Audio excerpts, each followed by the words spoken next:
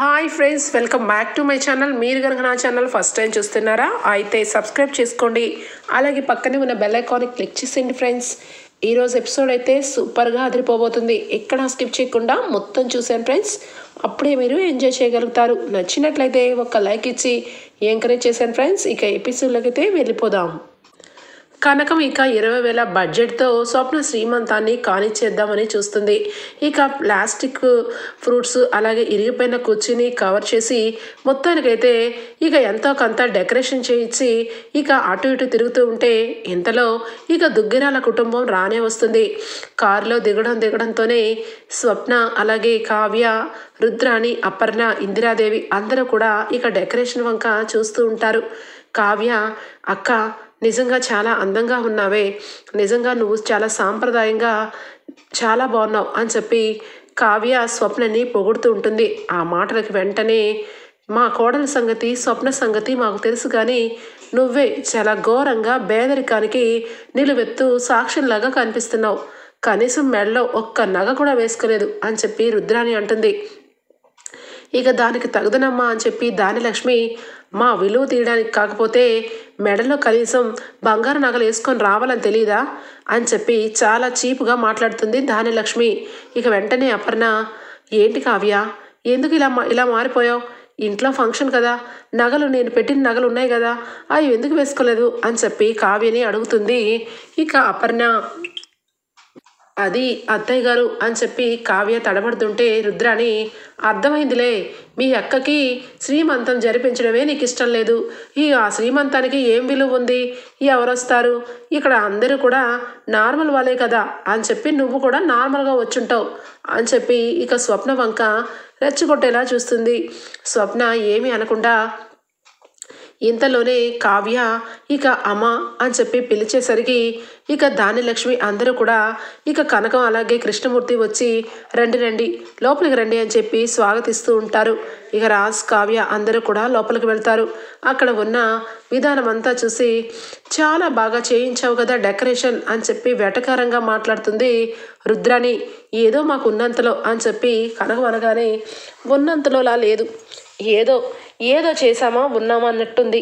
అయినా మీరు మట్టి పిసుక్కొని బొమ్మలు చేసే వాళ్ళ ఇంట్లో ఇంతకంటే గొప్పగా ఏం చేస్తారని ఎక్స్పెక్ట్ చేస్తాంలే అని చెప్పి, ఏంటి ఈ కుర్చీలన్నీ ఒక రకంగా ఉంటే ఈ కుర్చీ మాత్రం సాల్వ వేసి మరీ పెట్టారు అనగానే, ఈ కుర్చీ మా ఆనవాయితీ కుర్చీ రుద్రాణి గారు, ఎవరు వచ్చినా ఈ కుర్చీలో మాత్రం కూర్చోబెట్టాం, ఖచ్చితంగా మా వియ్యపురాలైనా మీకే కూర్చోపెడతాను అనగానే, అదేంటి వియ్యపురాలు అంటున్నావు, మా వదిన కూడా వియ్యపురాలే కదా, నీకు దానిలక్ష్మి వదిన కూడా వియ్యపురాలే కదా, మరి నా వంక చూస్తున్నావేంటి అనగానే, వాళ్ళ సంగతి పక్కన పెట్టండి, ఇప్పుడు స్వప్న కదా కడుపుతో ఉంది, స్వప్నకి శ్రీమంతం చేస్తున్నాం కదా, స్వప్న తాలూకు వైపు నుంచి వచ్చిన వియ్యపురాలు మీరే కదండి, అందుకే ముచ్చటగా మీకోసమే ఇది వేయించాను, ఇందులో మీరు మాత్రమే కూర్చోవాలి అని చెప్పి ఇక అక్కడి నుంచి అందరినీ లోపలికి తీసుకుని వెళ్ళిపోతుంది కనకం. ఏంటి, నా కోసం ఈ కుర్చీ చేయించిందా, ఈ షాలో వేయించిందా అని చెప్పి ఇక ఫాస్ట్గా వెళ్ళి కూర్చోపోయి ఇక దెబ్బకి కింద పడిపోయి లోపల ఇక రాహుల్ వచ్చి మమ్మీ అని చెప్పి ఇక పట్టుకోవడం జరుగుతుంది. ఒక్కసారిగా ఇక ఉలిక్కి పడుతుంది. చూడరా వీళ్ళ పొగలు చూడరా, అసలు కనీసం కొంచెం కూడా మేనస్ లేకుండా ఇంటికి పిలిచి మరి కావాలని ఈ కుర్చీలో నన్ను కూర్చోపెట్టింది ఆ కనకం అనగానే, మమ్మీ నీకు తెలుసు కదా మమ్మీ, ఆవిడ కొంచెం అదో టైప్ అని, నువ్వే అనవసరంగా ఈ కుర్చీ ఎవరి కోసం అది ఇది అని చెప్పి డెకరేషన్ కోసం మాట్లాడావు, కావాలని ఈ పని చేసింది, ఇప్పుడు అందరి ముందు నువ్వు పడిపోయిన సంగతి చెప్తే చాలా చండాలంగా ఉంటుంది మమ్మీ అనగానే, అవునరా నేను పడిపోవడం ఏంటి, నేను లోపలికి వెళ్తున్నాను, నువ్వు కూడా రా అని చెప్పి ఇక రుద్రాణి లోపలికి వెళ్ళిపోతుంది. ఇక స్వప్నని లోపలికి తీసుకుని వెళ్ళగానే స్వప్న ఇక అక్కడ శ్రీమంతం కుర్చీ, అక్కడున్న డెకరేషన్ అంతా చూసి ఒక రకంగా చిరాగ్గా చూస్తూ ఉంటుంది. అసలు ఎంత చీపుగా ఉంది, నేను హ్యాపీగా ఇక దుగ్గిరాల ఇంట్లో శ్రీమంతం జరిపించుకుంటే ఎంత బాగుండేది, అసలు ఎంత చీపుగా ఈ డెకరేషన్స్, ఈ చైర్స్ నాకు ఏమీ నచ్చలేదు, అంతా కావ్య మూలంగానే ఇక్కడ జరుగుతుంది నా శ్రీమంతం అని చెప్పి మొహం ముడుచుకొని లోపలికి వెళ్ళిపోతుంది. ఇక వెంటనే కావ్య నేను ఇప్పుడే వస్తాను అని చెప్పి అక్క అని చెప్పి లోపలికి వస్తుంది. ఏంటి ఇంకా ఏం మిగిలింది అనుకుంటున్నావు? శ్రీమంతం ఇక్కడ జరిపించాలని డిసైడ్ అయ్యావు కదా, చూసావు కదా ఆ పువ్వులు పళ్ళు ఆ కుర్చీ, ఇదంతా నాకు నచ్చవు. ఇలాంటివన్నీ కూడా నేను ఉండకూడదనే దుగ్గిరాల కుటుంబానికి కోడలుగా వచ్చాను. కానీ నువ్వే నా ఆశల మీద నీళ్లు పోసేలా చేశావు. కాస్ట్లీగా రిచ్గా ₹1,00,000 కట్టుకున్న చీర కట్టుకొని కాస్ట్లీగా డైమండ్ సెట్ పెట్టుకొని శ్రీమంతం జరిపించుకోవాలని ఎన్నో కలలు కన్నాను. కానీ నువ్వు ఏదో నామకే వస్తేలాగా ఒక కుర్చీ పడేసి నలుగురు ముత్తైదుని పిలిచి ఇక నా పసుపు పూసి గంధం పూసి ఇక వాళ్ళకి అరటిపళ్ళు తాంబూలం ఇప్పించేద్దామని నువ్వు డిసైడ్ అయ్యావు. ఎందుకే నువ్వు ఇంత మారిపోయావు? డబ్బు రాగానే ఎవరైనా మారిపోతారని అనుకున్నాను, కానీ ఇంత ఘోరంగా నువ్వు మారిపోతావని ఊహించలేదు అని చెప్పి బాధతో ఇక తలుపు వేసేస్తుంది ఇక కావ్య మొహం మీదనే. ఇక కావ్య బాధపడుతూ బయటకు రాగానే రాజ్ అక్కడికి వస్తాడు. కళావతి అని చెప్పి పక్కకు తీసుకుని వెళ్ళి, ఎందుకు కళావతి అనవసరంగా అందరి దృష్టిలో నువ్వు దోషలాగా మిగిలిపోతున్నావు. జరిగిన విషయం అందరికీ చెప్పేస్తే అందరికీ విషయం తెలుస్తుంది. అప్పుడు నీ గురించి చెడ్డగా అనుకోరు కదా. ఇప్పుడు చూడు స్వప్న ఎంత బాధపడుతుందో, నీ గురించి తను తప్పుగా అనుకుంటుంది. ఈ విషయంలో నీ తప్పు ఏమీ లేకపోయినా నువ్వు కావాలని స్వప్నని ఈ ఇంట్లో అందరిలాగా చూడట్లేదని బాధపడుతుంది. ఇదంతా అవసరమా చెప్పు అని చెప్పి రాజ్ అంటూ ఉంటాడు. ఏమండి ఇంకొన్న కొన్ని రోజులే కదా, ఏదైనా అనుకుంటే నా గురించే కదా అనుకుంటుంది మా అక్క. నాకేమీ బాధ లేదు. నిజం తెలిసిన రోజు అక్క బాధపడుతుంది, నాకు సారీ చెప్తుంది. ఈ విషయం గురించి నేను వెయిట్ చేయట్లేదు, కానీ మీరేమీ బాధపడకండి. అసలు విషయం ఎవరికి తెలియకుండా మనం ఉన్న అప్పులన్నీ తీర్చేస్తే అంతకు మించి ఏముంటుంది చెప్పండి అని చెప్పి కావ్య రాజ్తో సీక్రెట్గా మాట్లాడుతూ ఉంటుంది. రుద్రాణి ఒక్కసారిగా షాక్ అయిపోతుంది. అంటే ఏదో జరుగుతుంది అని నేను అనుకోవడం నిజమే. ఏంటి అప్పులన్నీ మెల్లమెల్లగా తీర్చేయాలా? ఈ విషయం ఎవరికీ తెలియకూడదా? కొన్ని రోజులు మాత్రమే ఈ కష్టాలా? అంటే ఏం జరుగుతుంది? రాహుల్ అసలు ఆఫీస్లో క్యాష్ ఏ రకంగా కట్టారు? ఈ విషయాలన్నీ కూడా నేను ఆలోచిస్తే కంపెనీలో ఏదో జరిగిందిరా, అది మాత్రం ఖచ్చితంగా అనిపిస్తుంది. కావ్యరాజ్ ఫైనాన్షియల్గా ఏదో జరగడం వల్ల వీళ్ళు ఉక్కిరి బిక్కిరి అయిపోతున్నారు. విషయం బయట పెట్టట్లేదు. కొంపతీసి ఏం జరిగిందంటావు అని చెప్పి రుద్రాణి అనగానే, అయ్యో మమ్మీ ఏం జరిగిందంటే నేనేం చెప్పను. ఇందాకే నేను ఇక కంపెనీలో ఉన్న అకౌంటెంట్కి ఫోన్ చేశాను. క్యాష్ ఉంది, ఇక రాజ్ సార్ చెప్పమంటున్నారు అని చెప్పి నార్మల్గా అడిగాను. అదేంటి రాజ్ సార్కి తెలుసు కదా అకౌంట్లో 0 బ్యాలెన్స్, ఏ బ్యాలెన్సు లేదు. క్యాష్గా కొంతవరకే అమౌంట్ అయితే అకౌంటెంట్ దగ్గర ఉంది అని చెప్పి చెప్పారు. ఈ విషయం గురించి నాకు ఒకటి అర్థమైంది మమ్మీ అనగానే, ఏమర్థమైంది అనగానే, కంపెనీలో ఏదో నష్టం జరిగింది. ఆ నష్టాన్ని పూడ్చడం కోసం వీళ్ళిద్దరూ ఏదో కష్టపడుతున్నారని నేనైతే అర్థం చేసుకున్నాను అని చెప్పి రాహుల్ అనగానే, అర్థమైంది. కంపెనీలో ఏవో షేర్లు కొనుంటారు. ఇక ఆ షేర్ల వల్ల నష్టం జరుగుంటుంది. తద్వారా చాలా నష్టం జరుగుండొచ్చు. అందుకే ఇంట్లోనూ బయట మొత్తానికి పేదరికం కబుర్లు చెప్తుంది ఈ కావ్య. ఈ విషయం ఎవరికీ తెలియకూడదు, కొన్ని రోజుల వరకే అని చెప్పి ఇద్దరు భార్యాభర్తలు సంభాషణ చేసుకుంటున్నారు. దొరికిపోయారు. ఈరోజు శ్రీమంతం రోజు వీళ్ళ గుట్టు రట్టు చేసి అందరి ముందు ఇలాంటి వాళ్ళకి కంపెనీ బాధ్యతలు ఇచ్చినా ఇంటి ఆస్తులు ఇచ్చినా ఇదిగో ఇలాగే అకౌంట్స్లో 0 పెడతారు అని చెప్పి ఇక అందరి ముందు వీళ్ళ గురించి బయట పెట్టాలి. ఇంట్లో అందరూ కావ్యని రాజుని తిట్టాలి. వాళ్ళ స్థానంలో నిన్ను నుంచో పెట్టాలి. ఇంటి పెత్తనం మొత్తం కరెక్ట్గా తెలిసి కరెక్ట్గా నడిచే వాళ్ళకే అప్పచెప్పాలి అని చెప్పి ఇక నేను గొడవ పెట్టే మంచి ఛాన్స్ రా అని చెప్పి రుద్రాణి లోపలికి వెళ్తుంది. ఇక శ్రీమంతం ఫంక్షన్ స్టార్ట్ అవుతుంది. కావ్య ఇక రాజ్ అందరూ కూడా చాలా చక్కగా ఇక స్వప్న దగ్గరికి వెళ్ళి స్వప్నని రమ్మంటే, పర్వాలేదు నేనే వస్తాను అని చెప్పి ఒక్కతే నడుచుకుంటూ వస్తుంది. ఇక కుర్చీలో ముత్తైదువులు కూర్చోబెడతారు. గంధం పసుపు రాసి స్వప్నకి శ్రీమంతం చేస్తే కావ్య ఇక బొట్టు పెట్టి గాజులు వేస్తూ ఉంటుంది. అందరూ అక్షింతలు వేస్తూ ఉంటే ఇక మొత్తానికైతే ఫ్రూట్స్ అన్నీ ఒళ్ళో పెట్టమని ఇక చెప్పగానే ఫ్రూట్స్ టేబుల్ మొత్తం ఫ్రూట్స్తో ఉన్న ట్రే తీస్తుంది కావ్య. ఒక్కసారిగా 2 పళ్ళు కింద పడతాయి. ఏమైంది అని చెప్పి స్పీడ్గా వెళ్ళి పళ్ళు తెచ్చుకోబోతుంటే ఆగు రాజ్, ఇక్కడ నేనున్నాను కదా, ఒరే రాహుల్ నువ్వు తీసుకురారా అని చెప్పనగానే ఫ్రూట్స్ 2 పట్టుకుంటాడు. ఒక్కసారిగా షాక్ అయిపోతాడు రాహుల్. ఏంటివి, ఫ్రూట్సేనా లేకపోతే ఇంకేమన్నానా అని చెప్పి ఇక వచ్చి ఫ్రూట్స్ టేబుల్స్లో ఇక ఫ్రూట్స్ని పెట్టిపోతూ, మమ్మీ ఈ విషయం నాకు మాత్రం అర్థం కావట్లేదు. వీళ్ళు తినడానికే ఠికానా లేదేమో అని ఎంతకాలం అనుకున్నాం, కానీ ఉన్నది లేనట్టు లేనిది ఉన్నట్టు ఇలా ఫ్రూట్స్లో కూడా చాలా ఘోరంగా ప్రవర్తిస్తారని ఎవరు ఊహించరు. ఇవి ప్లాస్టిక్ ఫ్రూట్స్. కడుపుతున్న ఆడపిల్లని శ్రీమంతం చేస్తాను, మా ఇంటి వారసత్వం అని తెగ చంకలు గుద్దుకొని ఇంటికి తీసుకుని వచ్చి ఇదిగో ఈ రకంగా ప్లాస్టిక్ పళ్ళని ఒళ్ళో పెడతావా కనకం అని చెప్పి రుద్రాని నిలదీస్తుంది. ఒక్కసారిగా కనకం మాట్లాడలేదు.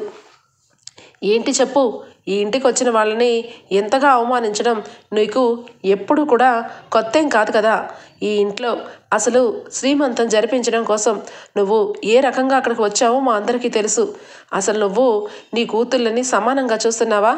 అయినా స్వప్న ఏం పాపం చేసింది? అంగరంగ వైభవంగా దుగ్గిరాల కుటుంబంలో నేను శ్రీమంతం చేస్తానని నేను అంటుంటే ఈ లోపల వచ్చి నా కూతురు, నా వంశం, మా పెద్దలు అని చెప్పి ఏదో బిల్డప్ ఇచ్చి చిరాగ్గా ప్లాస్టిక్ పళ్ళుని తీసుకొచ్చి స్వప్నకి ఒళ్ళో పెట్టాలా? చిచ్చి, ఇది కూడా శ్రీమంతమేనా అని చెప్పి కావాలని దానిలక్ష్మి దగ్గర అలాగే అపర్ణ దగ్గర రుద్రాని ఇక రెచ్చిపోతూ ఉంటుంది. ఇక అపర్ణ ఏమీ మాట్లాడలేదు. కనకం వెంటనే అది అమ్మా, వాడు ఎక్కడ చచ్చాడు అని చెప్పనగానే ఏంటమ్మా ఏంటి, నేను ఇక్కడే ఉన్నాను అనగానే రేయ్ ఇవేంట్రా, ఇవెందుకు తెచ్చావు అనగానే అదేంటమ్మా, నువ్వే కదా 40,000 అవుతుంది అని చెప్పి నేను మొత్తం కూడా నీకు లిస్ట్ రాస్తే 20,000కి తగ్గొట్టమని, ఏమి పర్వాలేదు ప్లాస్టిక్ బదులు ఫ్రూట్స్ బదులు అన్నీ కలిపేమని అన్ని రకాలుగా నువ్వే నాకు డైరెక్షన్స్ ఇచ్చి మరి ఈ శ్రీమంతాన్ని నువ్వే మొత్తం నీకు నచ్చినట్టుగా డిజైన్ చేసుకున్నావు. ఇప్పుడేంటమ్మా వాళ్ళు నిలదీసేసరికి నా మీదకి వస్తావు? నువ్వు ఎప్పుడూ కూడా మంచిగానే మాట్లాడుతూ చివరాఖరికి ఇలాంటివి ఏదో చేస్తావని ఊహించాను. అందుకే ఎందుకైనా మంచిదని ఇక్కడే ఉన్నాను. ఇది నా పొరపాటేం కాదు. నువ్వే కదా కింద పళ్ళు ఎవరు చూడరు, పైన పళ్ళే చూస్తారని అని చెప్పి ఇక అతను కూడా చెప్తాడు. ఇక అందరి ముందు రుద్రాని ఇక చాలా చీప్గా మాట్లాడడం స్టార్ట్ చేస్తుంది. స్వప్న కళ్ళ వెంట నీళ్లు పెట్టుకుంటుంది. ఇక కావ్య అయితే సరే ఇప్పుడు ఏమంటారు రుద్రాణి గారు, ఇప్పుడు అక్క ఒళ్ళో పళ్ళు పూలు పెడతాము, ఇవేమి ఏదో పెట్టారు, దాని గురించి మీరు రద్దంతం చేయకండి అనగానే ఎవరు రద్దంతం చేసేది, నువ్వా లేదంటే నేనా?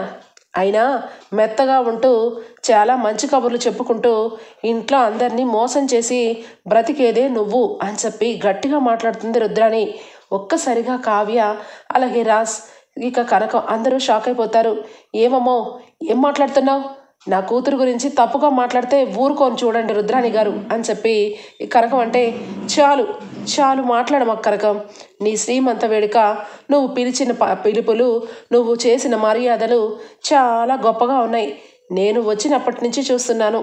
ఏంటి తెగగించుకుంటున్నావు? ఈ మాత్రం దాన్ని శ్రీమంతం అంటారా? సరే శ్రీమంతం మీ ఇష్టం, నీ నచ్చినట్టు చేసుకో. నేను మా ఇంటి కుటుంబ వ్యవహారం మాట్లాడుతున్నాను, మధ్యలో కలగ చేసుకోకు అనగానే అందరూ షాక్ అయిపోతారు. ఇక రుద్రాణి మాటలకి అపర్ణ, రుద్రాణి ఏం మాట్లాడుతున్నావు? ఈ ఇంటికి వచ్చి కావాలని చిచ్చిరేగి గొడవ పెట్టాలని చూస్తున్నావా? నీ కోడలు శ్రీమంతాన్ని అందరూ మర్చిపోయినా నేను మర్చిపోలేదు. నేను చేయిస్తానని గుర్తు చేసినప్పుడే అనుకున్నా ఏదో ఇలాంటివేవో మొదలు పెడతావని అనగానే ఇక వెంటనే కోపంతో రుద్రాణి, ఏంటి వదిన, ఎప్పుడు చూసినా ఇక్కడ నేనే కనిపిస్తాను, మీకు ఎవరు కనిపించరు. కావ్య వీళ్ళిద్దరూ కలిసి ఏదో పెద్ద కుట్ర మాత్రం కంపెనీలో చేస్తున్నారు. ఆ కుట్ర ఏంటో తెలియకుండానే వీళ్ళిద్దరూ చాలా న్యాగ్గా ఈ మధ్య ప్రతి ఒక్క విషయంలోనూ కట్ చేస్తున్నారు. ఇంట్లో రూపాయి దగ్గర నుంచి 10 రూపాయల దాకా చిల్లర కూడా పోగేసుకుంటున్నారు. ప్రతి ఒక్కరికి ఏది నచ్చినా పెట్టకుండా అన్నం దగ్గర కూర దగ్గర మొత్తానికి కట్ చేసేసి పస్తులు పెట్టి చంపుతున్నారు. కారులో రావాల్సిన మనం ఒక కారులో ఇరుక్కుంటూ రావాల్సిన పరిస్థితి తీసుకొచ్చింది ఈ కావ్య. ఇదే కాకుండా ఇంట్లో సొంత అక్కకి శ్రీమంతం జరిపించడం కూడా ఇష్టం లేదు ఈవిడ గారికి. నువ్వు చెప్పు కావ్య, ఈరోజు నేను అడుగుతున్నాను, శ్రీమంతానికి ముందు రోజు నువ్వు మీ అమ్మ వాళ్ళ ఇంటికి వచ్చి కావాలని మీ అక్క శ్రీమంతాన్ని ఇక్కడ జరిపించమని నువ్వు చెప్పావా లేదా అనగానే కావ్య తలదించుకుంటుంది. అపర్ణ కావ్య వంక చూడగానే కావ్య ఏమీ మాట్లాడదు. ఏంటి ఇవన్నీ నాకెలా తెలిసాయానా? అన్నీ అలాగే తెలుస్తూ ఉంటాయి. నువ్వు ఏమేమి ఏ రకంగా మాట్లాడుతున్నావో అన్నీ ఒక కన్ను వేస్తూనే వచ్చాం.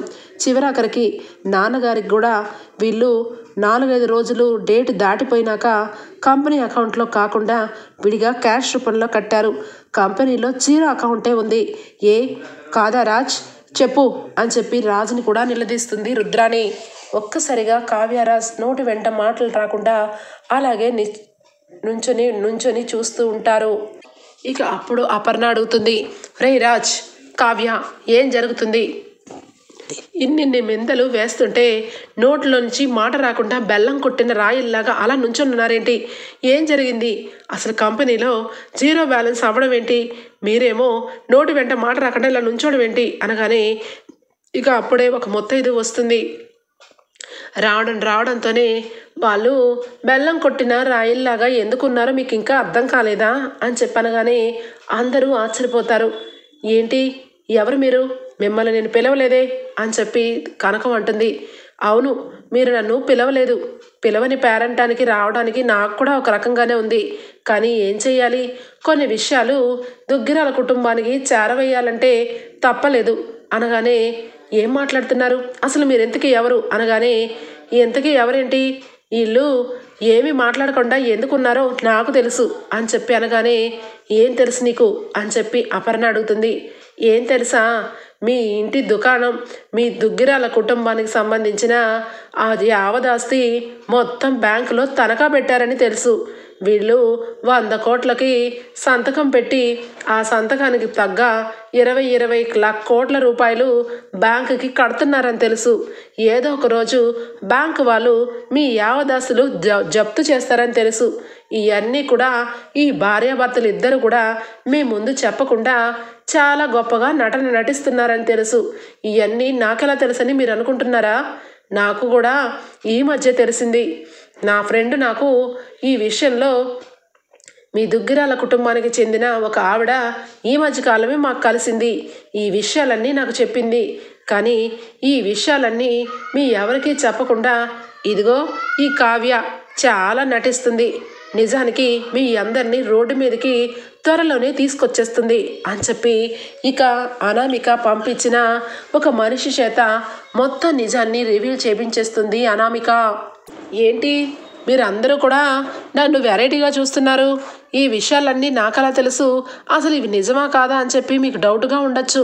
కావాలంటే కంపెనీలోకి వెళ్ళి బ్యాంకు వాళ్ళకి వీళ్ళు ఎంతెంత అకౌంట్లో ఎంతెంత వేస్తున్నారో కనుక్కోండి. అసలు ఇవన్నీ నిజాలో అబద్ధాలో నేను చెప్తున్నప్పుడే మీ కోడలు కొడుకు మధ్యలో ఆపలేదంటే ఇంతకన్నా ప్రూఫ్ దొరికిద్దా? నాకెందుకు, ఈ విషయం మీకు తెలియజేయాలని ఇక్కడికి వచ్చాను అని చెప్పి ఫాస్ట్గా వెళ్ళిపోతుంది. ఒక్కసారిగా అందరూ షాక్ అయిపోతారు. ఇక ముఖ్యంగా రుద్రాని దానిలక్ష్మి అయితే ఇద్దరు విపరీతంగా రెచ్చిపోతారు. ఏంటి, ఈ ఆస్తులు అంతస్తులు అన్నీ కూడా ఏదో ఒక రోజు జప్తు చేస్తారా ఏంటి? ఏమైంది? కంపెనీని మీకు అప్పచెప్పి ఇంటి ఆస్తిని కావికి అప్పచెప్పేసరికి ఇద్దరు కలిసి ఏం చేశారు? ఆస్తుల విషయంలో మీ ఇద్దరూ మూటగట్టుకొని వెళ్ళిపోదామని అనుకుంటున్నారా? లేదంటే ఆస్తి విషయంలో ఇక ఎవరికీ తెలియదు కదా, ఏదో రకంగా అప్పులు కట్టేసి ఇక జీరో బ్యాలెన్స్ చూపించి ఇదిగో మొన్నటి నుంచి ఒక కూర ఒక పప్పు ఎలా తినిపిస్తున్నారో జీవితాంతం అలాగే చేద్దామనుకుంటున్నారా? అసలు ఏం జరిగిందో చెప్తారా లేదా అని చెప్పి గట్టిగా నిలదీస్తుంది దానిలక్ష్మి. ఒక పక్క కనకం, కావ్య ఏంటి ఇదంతా ఏంటి? నిజానికి నువ్వు శ్రీమంతం ఇక్కడ జరిపించమన్నావు, నేను కూడా నీ మాట విని ఇక్కడే జరిపించాను. ఒక్క మాట కూడా అడగలేదు. ఎందుకే జరిపించాలని అడిగితే సమయం వచ్చినప్పుడు నేనే చెప్తానన్నావు. ఏంటి, ఏం జరిగింది? ఎప్పుడు కూడా తల వంచుకొని నుంచొని నువ్వు తల వంచుకొని ఎందుకు నుంచున్నావు? ఈ విషయంలో కాదు అవును నేను ఏదో ఒకటి మాట్లాడవే అని చెప్పి కనకం అంటూ ఉంటుంది. ఇక ధాన్యలక్ష్మి ఒకవైపు, రుద్రాణి ఒకవైపు రెచ్చిపోతూ, రాజ్ ఈరోజు నేను అడుగుతున్నాను, ఈ రోజే ఇంటి పత్రాలు ఇక్కడ కనపడాలి, లేదంటే నేను ఏం చేస్తానో నాకు తెలీదు. సమాధానం చెప్పకపోతే మేమైతే అస్సలు ఊరుకోము. ఆస్తి ఉమ్మడి ఆస్తి ఒకేసారి దేవాలా తీసే పరిస్థితికి తీసుకొచ్చారు అంటే మీరు ఏం చేశారు? మీ ఇష్టం వచ్చినట్టుగా మీ చేతుల్లో కంపెనీలను పెట్టుకొని మీకు నచ్చిన విధంగా చేస్తూ ఉంటే ఇక్కడ ఊరుకోము. చెప్పక్క, నీ కొడుకుకి చెప్పు, నోరు విప్పమని చెప్పు అని చెప్పి ధాన్యలక్ష్మి అపర్ణని అడుగుతూ ఉంటుంది. ఏరా మాట విప్పవేంటి? వాళ్ళంతగా రెచ్చిపోయి అన్ని మాటలు మాట్లాడుతుంటే నోరు విప్పి చెప్పవేరా, చెప్తావా లేదా అని చెప్పి అపర్ణ గట్టిగా అరుస్తుంది. అప్పుడేగా సుభాష్ వస్తాడు. అపర్ణ అని చెప్పి ఆపుతాడు. ఏమండి, వీళ్ళు నోరు విప్పట్లేదు, వీళ్ళ నోటికి కళ్ళెం వేలేపోతున్నాను. అసలు ఏం జరిగిందో ఎవరు చెప్పట్లేదు. ఇంట్లో ఎన్నో మార్పులు జరిగాయి, కానీ ఈరోజు ఒక ఆవిడ వచ్చి ఏవేవో మాటలు చెప్పింది. ఆ మాటలన్నీ నిజాలో అబద్ధాలు తేలే వరకు వీళ్ళు నోరు ఆపట్లేదు, వీళ్ళు నోరు తెరపట్లేదు. ఏం చేయమంటారండి అనగానే, రాజ్ కావ్య ఎప్పటికీ నిజాలు చెప్పకపోతే ఎంత పర్యవసానానికి ఎదుర్కోవాల్సి వస్తుందో చూశారు కదా. సొంత అక్క చెల్లెల దగ్గరే బంధాలు కట్టయిపోయేలా ఉన్నాయి. ఇంట్లో అందరూ దోషుల్లాగా మిమ్మల్ని చేసి మాట్లాడుతున్నారు. అయినా పెదవి విప్పట్లేదు కదా. ఎందుకురా ఇంత సంస్కారం? వీళ్ళందరూ ఏదో అయిపోతారనా, లేదంటే ఇంకేమన్నా జరుగుతుందనా? జరగాల్సినది అంతా జరిగిపోయిందిరా. నాన్నగారు ఈ రద్దాంతం చూడలేకే కోమాలోకి వెళ్ళిపోయారు. అపర్ణ వాళ్ళు నోరు విప్పనిది ఎందుకో తెలుసా? కేవలం మనందరం ఏమైపోతామానని, మనందరం ఆలోచించి పిచ్చి వాళ్ళమైపోతామనని వాళ్ళిద్దరూ పిచ్చి పట్టేలాగా పొద్దున్నెళ్ళి రాత్రి వరకు కష్టపడి వస్తున్నారు. రూపాయి పక్కన వేసి ఇల్లు జప్తు చేయకుండా ఒక కంచె వేసినట్టుగా అడ్డు కంచెగా కావ్య నిలబడింది. అనగానే అపర్ణ అలాగే ధాన్యలక్ష్మి, రుద్రాని అందరూ షాక్గా చూస్తూ ఉంటారు. అసలు జరిగింది ఏంటంటే, ఇక నందగోపాల్ అనే వ్యక్తి ఇక చిట్ ఫండ్ కంపెనీ పెట్టి వాడు ఇక బోర్డు తిప్పేసిన తర్వాత బ్యాంకుకి మన ఇంటి ఆస్తులన్నీ కూడా జప్తు చేయాల్సిన నోటీస్ వచ్చింది. అనగానే, అదేంటి వాడెవరో బోర్డు తిప్పేయడం ఏంటి, మన ఆస్తులు జప్తు చేయడం ఏంటి, మనకేం పట్టింది అని చెప్పి ధాన్యలక్ష్మి అనగానే, అవునమ్మా నిజమే, నువ్వన్నట్టు మనకేం పట్టింది, కానీ మా నాన్నగారు స్వయాన మీ మావయ్య గారు షూరిటీ సంతకంగా 100 కోట్లకి సంతకం పెట్టారు. దానికి ప్రతిఫలంగా మన ఆస్తులన్నీ జప్తు చేసుకుంటామని బ్యాంకు వాళ్ళు వచ్చారు. దానికి రాజ్, కావ్య ఇద్దరు కూడా వెనక్కి తగ్గకుండా తాతయ్య సంతకానికి ఒక విలువ ఉంటుంది, మాకేమీ సంబంధం లేదు అనకుండా 20 కోట్లు కట్టడానికి వాళ్ళిద్దరూ రేయనక పగలనక కష్టపడి అప్పుని తీరుస్తున్నారు. అందువల్లే రాజ్, కావ్య ఇంటిలోనూ కంపెనీలోనూ ఎన్నో రకాల మార్పులు కనబడ్డాయి. కార్లు లేకపోవడానికి, ఇంట్లో ఒక కూర ఒక పప్పు పెట్టడానికి, స్వప్న శ్రీమంతం ఇక్కడ జరిపించడానికి, స్వప్న మెడలో ఉన్న నగ తీసుకోవడానికి, అన్నీ కూడా దీనివల్లే. లేదంటే రోడ్డు మీద మనం అందరం కుటుంబము నుంచోవలసి వచ్చేది. ఈరోజు కావ్యరాజ్ ఉండబట్టే మనందరం మన ఇంట్లో ఉంటున్నాం. జరిగింది ఇది అపర్ణ. ఈ విషయం వీళ్ళు చెప్పకుండా ఎవరో ఏవో అయిపోతారని, అనవసరంగా మీ అందరికీ తెలిస్తే బాధపడతారని వీళ్ళిద్దరూ గుట్టు చప్పుడు కాకుండా అప్పుని కడుతున్నారు. నేను వీళ్ళని ఒక కన్నేసి కంపెనీలో అన్ని లెక్కలని అన్నీ కూడా చూశాను. 20 కోట్ల రూపాయలు బ్యాంకుకి ఎందుకు కట్టారనని బ్యాంకు వాళ్ళని కలిశాను. వాళ్ళు నిజం చెప్పారు అపర్ణ అని చెప్పి సుభాష్ మొత్తం నిజాన్ని రివీల్ చేస్తాడు. అంతే, ఒక్కసారిగా ఇంట్లో అందరూ షాక్ అయిపోతారు. స్వప్న ఇక కనక అందరూ కూడా కావ్య దగ్గరికి వచ్చి, కావ్య నిజంగా నిన్ను తప్పుగా అనుకున్నానే, ఎందుకే మౌనంగా ఉన్నావు? అందరి గురించి ఆలోచించి నువ్వు దోషిగా మిగిలిపోవడం కోసమేనా? నా కూతురు ఎప్పుడు కూడా ఒకరిని బాధ పెట్టదు. తన అక్క కాబట్టి ఇక్కడ జరిపించమని ఇంటికి వచ్చి చెప్పింది. అందులో నా కూతురు తప్పే ఉంది. చెప్పవే స్వప్న, నువ్వు కలల ప్రపంచంలో వేరే విహారం చేస్తావని అందరికీ తెలుసు. కానీ కావ్య నీ మనసుకు నచ్చినట్టుగానే దుగ్గిరాల కుటుంబానికి కోడలు చేసింది. అంతేగాని నీ విషయంలో కావ్య ఏ రోజు తప్పు చేయలేదే అనగానే, అమ్మా తెలుసో తెలియకో నా నోరు అనవసరంగా మాట్లాడింది. కోసే కావ్య, ఈ విషయం ఎందుకే దాచిపెట్టావు? నా మనసులో నేను ఎంత మదన పడ్డానో. కావ్య ఏ రోజు ఇలా ప్రవర్తించదే, నా విషయంలో ఎందుకు ప్రవర్తించిందా అని చెప్పి నేను చాలా బాధపడ్డాను. నిజం తెలిసినాక నేను చేసిన తప్పుకి నువ్వు చిన్నదానివైనా నీ కాళ్ళు పట్టుకొని క్షమాపణ చెప్పాలనుకుంటున్నాను అనగానే, అక్క ఏం మాట్లాడుతున్నావు? నువ్వు నీ స్థానంలో ఉంటే ఎవరైనా అలాగే అనుకుంటారు. డబ్బు గల కుటుంబంలో డబ్బు ఖర్చు తగ్గించి ఇంట్లో నీ ఫంక్షన్ ఆపేసి సాదాసీదాగా అమ్మ వాళ్ళ ఇంట్లో జరిపించుతున్నానని నీకు కోపం వచ్చింది. అంత మాత్రానే నువ్వు నాకేమీ క్షమాపణ చెప్పవసరం లేదు.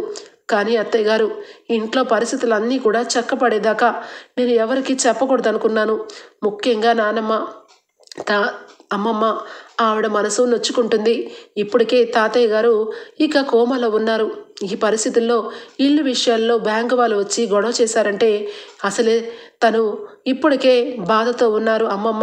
అమ్మమ్మ గురించి ఆలోచించాము. కుటుంబం ముక్కలు అవ్వకూడదని ఆలోచించాము. అంతకు మించి దాచే ప్రయత్నం లేదు అని చెప్పి కావ్య అనగానే, కావ్య అని చెప్పి ఒక్కసారిగా గట్టిగా పట్టుకొని అపర్ణ కావ్యని అప్రిషియేట్ చేస్తుంది. ఇక అప్పుడు మొదలు పెడుతుంది రుద్రాని. ఆహాహాహా, చాలా బాగుంది. ఇలాంటి ఘట్టం మరెప్పుడు కూడా మన కంటికి కనపడదు. చాలా గొప్పగా సెలవిచ్చారు. ఏంటి, కావ్యరాజ్ చాలా మంచివాళ్ళు, దేవతామూర్తుల్లాగా ఇక ఆస్తి విషయంలో చాలా కష్టపడుతున్నారు. కరెక్ట్, చాలా గొప్పగా చెప్పారు. ఎందుకంటే మీ ఎంత ఆలోచన విధానం మాకు రాదు కాబట్టి. ఇక ఇంట్లో అంతా కూడా భోజనం దగ్గర నుంచి ఇక ఇంట్లో ఉన్న ప్రతి సౌకర్యాలు కట్ చేసి బ్యాంకు వాడికి దారపోయాల్సిన అవసరం మీకుందేమో, మాకైతే లేదు. దానిలక్ష్మి, నీ కొడుకు ఇప్పటికే ఆటో నడుపుతూ చాలా బాధపడుతున్నాడు. వాడికి ఆస్తి ఇమ్మని నువ్వు పోరాడావు. ఆ పోరాటానికి నేను తోడున్నాను. కానీ వీళ్ళు మాత్రం నీ గురించి, నీ కొడుకు గురించి పక్కన పడేసి తాతయ్య గారి నాన్నగారి సంతకం గురించి ఆలోచించి దారాదత్తం చేస్తున్నారు డబ్బంతా. అసలు ఆ అప్పుకి ఇక మనకి ఎలాంటి సంబంధం లేదు. అందుకే ఈరోజు వీళ్ళ చేతిలో పెత్తనం ఉంచుకొని మనల్ని ఆట బొమ్మలుగా ఆడిస్తున్నారు. వాడెవడో బోర్డు తిప్పేసి వెళ్ళిపోవడం ఏంటి? వాడికి తగ్గ డబ్బు మనం కట్టడం ఏంటి? అది కూడా 20 కోట్లు. మీ ఎంత భారైన హృదయం మాకెవరికీ లేదు. మా ఆస్తి మాకు పనిచేసి మీ ఆస్తిలో మీరు ఎంతైనా దారాదత్తం చేయండి. ఆస్తి మా పేరు మీద సగం రాయాల్సిందే అని చెప్పి ఇక గొడవ పెట్టుతుంది రుద్రాణి మాటలకి దానిలక్ష్మి తానా తందానా అని రుద్రాణి ప్రతి మాట కూడా నేను అనాల్సిన మాటే ఈరోజు చెప్తున్నాను. సంతకాల గురించి, విలువల గురించి చెప్పేదంట దాన్ని కాదు. మనకి లేనిది అవతల వాళ్ళకి పెట్టకూడదని నేను అనుకుంటాను. మనమేమో కష్టాలు పడుతూ వాళ్ళకి కట్టాల్సిన అవసరం లేదంటాను. రుద్రాణి చెప్పినట్టే మా ఆస్తి మాకు పనిచేసి మీ ఆస్తిలో మీరు దాన ధర్మాల కింద ఎవరెవరో బ్యాంకుల్లో ఇక టోకరా తిప్పేసిన వాళ్ళందరికీ పంచుకుంటూ వెళ్ళండి అని చెప్పి ఇద్దరూ ఎదురు తిరుగుతారు. ఇక అప్పుడు కావ్య ఒక్కసారిగా కళ్ళు తిరిగి కింద పడిపోతుంది. ఇంట్లో అందరూ కావ్య అని చెప్పి దగ్గరకు వచ్చేసరికి కావ్య కళ్ళు తెరుస్తుంది. ఇంతలో ఇక డాక్టర్ గారు వచ్చి టెస్ట్ చేసి ఒక గుడ్ న్యూస్ చెప్తారు. కావ్య కడుపుతో ఉందని. అందరూ చాలా సంతోషపడుతూ ఉన్న టైంలో ఇక రుద్రాణి దానలక్ష్మి ఇద్దరు మాత్రం మీరందరూ ఒక్కటైపోయి ఆస్తి మొత్తం మీ చేతిలో పెట్టుకొని మీరు ఎన్ని డ్రామాలన్నా వాడతారు, ఎన్నైనా చేస్తారు.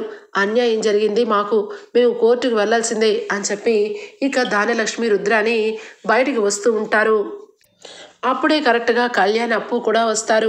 అప్పు చక్కగా యూనిఫామ్ వేసుకొని ఇక ఫస్ట్ టైం డ్యూటీలోకి ఇక దిగినందుకు అందరికీ సర్ప్రైజ్ చేసి ఒక్కసారిగా ఇక అందరి కళ్ళ ముందు పోలీసులాగా ఇక మెరిసిపోతూ ఉంటుంది. ఇక కళ్యాణ్ వచ్చి, అమ్మా అప్పు పోలీస్ ఆఫీసర్ అయిందమ్మా అంటే, చాలు, నీ భార్య గురించి నాకు చెప్పనవసరం లేదు. ఈ ఇంట్లో అందరూ కలిసి చాలా మోసం చేస్తున్నారు. ఇప్పుడు ఇక నాకు నువ్వు ఏం చెప్పినా వినను. రేపు కోర్టులోకి వెళ్ళి నేను తేల్చుకుంటాను అనగానే, ఏం మాట్లాడుతున్నావమ్మా? కోర్టుకు వెళ్ళడం ఏంటి? ఆస్తుల గురించి నీకు మాట్లాడడానికి ఎలాంటి హక్కు లేదు. అసలు ఏ ఆస్తి గురించి నా గురించి నువ్వు దెబ్బలాడుతున్నావు? నేను ఏ ఆస్తి గురించి ఆశపడి ఇంట్లోనే ఉండేవాడిని, బయటకు వచ్చేవాడిని కాదు. అయినా ఈ ఆస్తి పోవడానికి, ఈ ఆస్తి మొత్తం కూడా ఒకడు ఇక బోర్డు తిప్పి వెళ్ళిపోవడానికి, అసలు నిజాలన్నీ బయటపడడానికి మేమిద్దరం కలిసే నిజాలు బయటపెట్టడానికే వచ్చాము. వదినా, అన్నయ్య, ఈ ఆస్తి 100 కోట్లు ఎక్కడికి పోలేదు. నందగోపాల్ అనేవాడు ఎక్కడున్నాడో తెలిసిపోయింది. వాడు అనామిక దగ్గర ఉన్నాడు. అనామికనే ఈ మొత్తానికి మూల కారణం. మొత్తానికి ఆస్తి మొత్తం కూడా హారతి కర్పూరం చేసి మన కుటుంబాన్ని నుంచో పెడదామని బయటకు చూసింది. అదే విషయం చెప్పాలని ఇక్కడికి వచ్చాము. స్వప్న శ్రీమంతం అయిన మరుక్షణం అప్పు ఆ అనామికని నందగోపాల్ని అరెస్ట్ చేస్తుంది. ఈ విషయం చెప్పడానికే వచ్చామనగానే కావ్యరాజ్ ఒక్కసారిగా షాక్ అవుతారు. అవునుదినా, ఈరోజు అనామిక మాట్లాడుతూ ఉండగా నేను కళ్ళారా విన్నాను. నేను ఇక కొన్ని మెడిసిన్స్ అయిపోయాయని నేనే స్వయంగా తీసుకురావాలని నేను వేరే ఏరియాలోకి వెళ్ళాను. అక్కడ అనామిక అలాగే తనతో పాటు పార్ట్నర్ అయిన సామంత్ ఇద్దరు కూడా ఆ వ్యక్తిని కలిశారు. నందగోపాల్ మొత్తం విషయం నందగోపాల్తో చేయించిందంతా అనామికనే. వాళ్ళందరూ కలిసి పాలనా ఏరియాలో ఉన్నారు. ఈ విషయం గురించి మాకు ఇన్ఫర్మేషన్ వచ్చింది. అప్పు, నేను, అలాగే రాజన్నయ్య, కావ్య వదిన అందరం కలిసి అక్కడికి వెళ్ళి వాళ్ళని అరెస్ట్ చేయించాలని ఇక్కడికి వచ్చాను. ఇప్పుడే నువ్వు ఆస్తి గురించి దెబ్బలాడుకుంటూ బయటకు వస్తున్నావు. జరిగిన విషయంలో ఇప్పుడు కావ్య వదిన కానీ రాజన్నయ్య కానీ ఎవరైనా ఏమన్నా చేశారా? ఒకప్పుడు నీ ముద్దుల కోడలు నా మాజీ కోడలు అని చెప్పి తెగ బాధపడుతూ ఉన్నావే, ఆ కోడలు చేసిన రద్దాంతమే ఇది అనగానే దెబ్బకు నోరు మూసుకుంటుంది ధాన్యలక్ష్మి. రుద్రాణి షాక్ అయిపోతూ ఉంటుంది. అప్పు అయితే ఇన్ఫర్మేషన్ తెలిసిన మరుక్షణం అనామిక అలాగే నందగోపాల్ ఉన్న ప్లేస్ని కనిపెట్టి నందగోపాల్ని బాగా కొట్టి జీబెక్కించుకొని తీసుకొని వెళ్ళిపోతుంది. తద్వారా అనామిక అలాగే నందగోపాల్ చేసిన మోసానికి రేపటి ఎపిసోడ్లో మొత్తానికి తెలుసుకుందాం ఫ్రెండ్స్. రాబోయే ఎపిసోడ్స్ చాలా ఇంట్రెస్టింగ్గా సాగబోతున్నాయి. మీకు కనుక నచ్చినట్లయితే ఒక లైక్ ఇచ్చేయండి friends. Bye, take care, thank you for watching.